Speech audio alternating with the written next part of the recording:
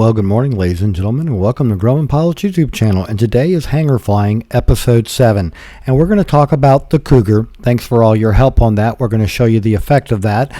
We're going to talk about the AMOC. We're going to talk about the oil and its expiration. We're going to talk about the Project Tiger and your front strut, and we're going to talk about some engine management. We're going to use the JPI 830 as an example. So we have all this for you tonight, and Hangar Flying Episode 7, sometimes called Hangar Lying, which some people say.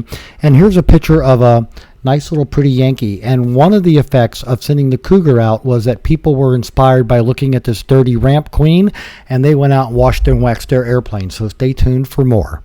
So we would like to ask you, please subscribe, hit the like button, and hit the notify to stay current with our content.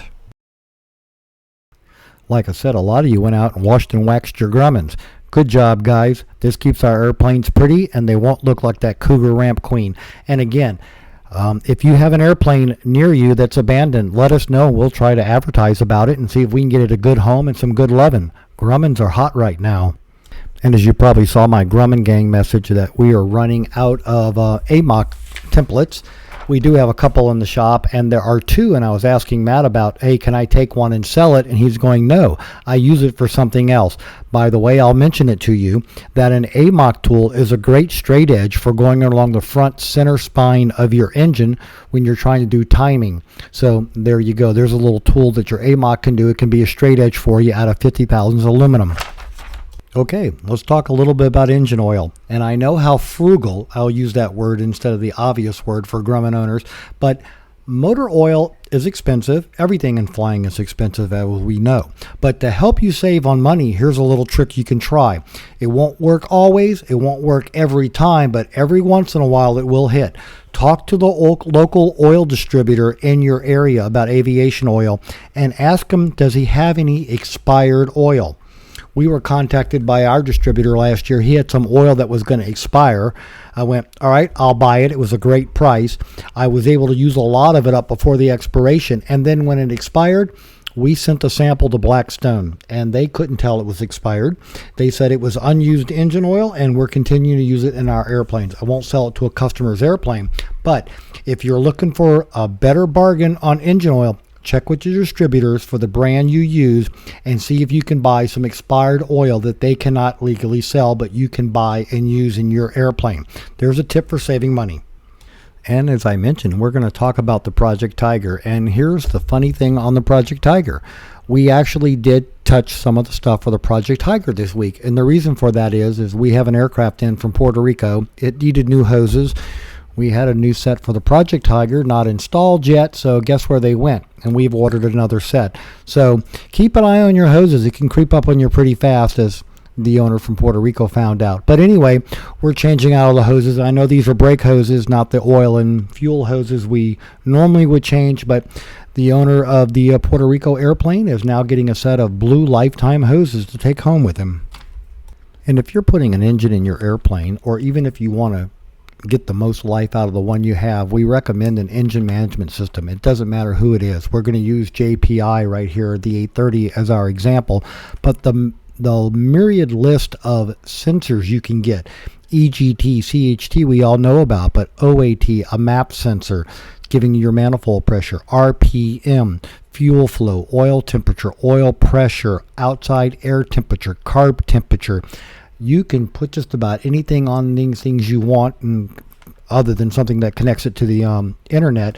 But engine management is the way to go. It also keeps graph of your and stores it to an SD card so that you can retrieve it and look at the information that your management system has been saving on your engine, so you can look at trends over time. Highly recommend an engine management system for you if you have an airplane, even if you don't have a new engine. And I know this is slightly out of order, but when have you ever known me to be in order, folks? We're going to talk about the front strut. Now, we all know about the rust that can form on the front strut, and you don't want to have a pit greater than 30 thousandths or the whole front strut is rejected.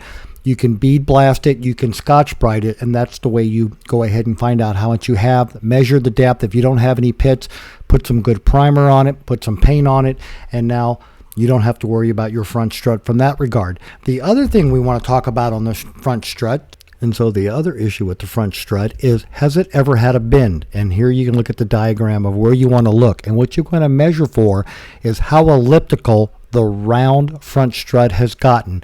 And your maximum that you're allowed in the ellipse is 75 thousandths.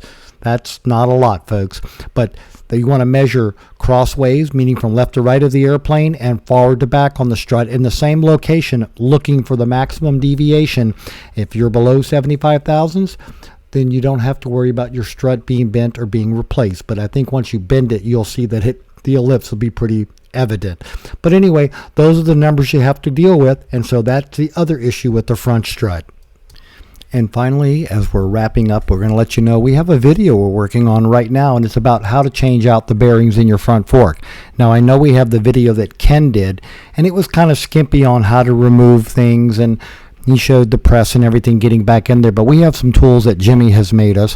One is we've modified one of our existing cold steel punches to get them out. We're going to show you that in the video. And then we also have a device that Jimmy made. It's a mandrel, and you basically get two big wrenches and you pull the new bearing in with it.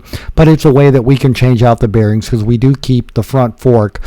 We do keep a cast and a welded on the shelf at any one time. So when people call up, we can just swap them out. They can mail us their old one, and they can replace it on their airplane, and everything's okay with that. So we want to let you know that that video is coming, and including, we're going to show you how to grind your chisel down. You don't need to send it to us. You can make your own chisel and take them out. We'll talk about all that in the video. And finally, ladies and gentlemen, before we close, I thought I'd talk about the summer gathering that's going to be happening in roughly about 8 days, June 25th, 26th, and 27th, Saturday being the big one, including the big hangar dinner party at that night. But we hope you see us on June. Come out and see us. We're planning a good time, some poker tables, a lot of great food, and we have one of our customers smoking 22 pounds of brisket. So it should be quite the deal. We hope to see you there. And now let's go ahead and go back to Hangar Flying.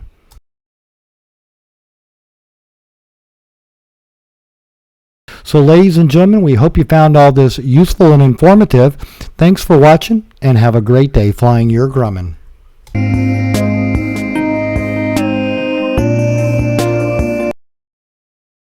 And in addition, as a little treat, about 3 o'clock in the morning when I'm doing web work and other stuff, here's my cat coming down, playing with a mouse and meowing and just having a good time with me in the wee hours of the night. So I thought I'd throw this into you as a little treat. Y'all please enjoy.